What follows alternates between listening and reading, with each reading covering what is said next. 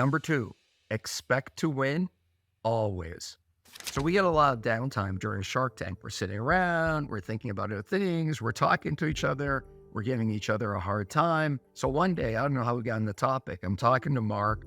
I think I was going through a really big deal. I wasn't sure if we were going to win. You know, it was one of those deals like, oh my gosh, if I get this deal, it'll change the entire trajectory of my company. It's going to make us way bigger. Every entrepreneur out there knows there's always that one deal.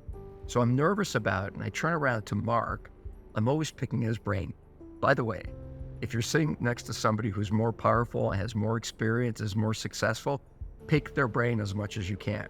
So I'm sitting next to Mark, and I say, Mark, when you go into a meeting, do you expect to win always?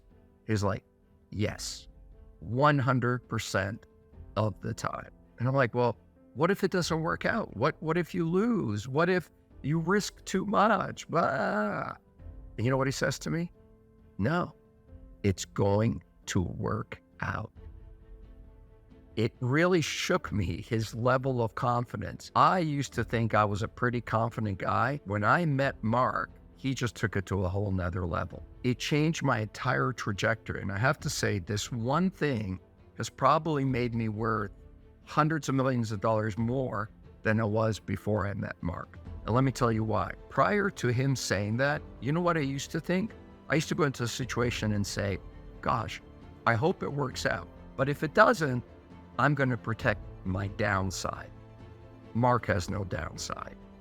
He always expects it to work out. If I'm being honest with myself, I didn't expect it to work out. I hoped it worked out. There's a fundamental difference.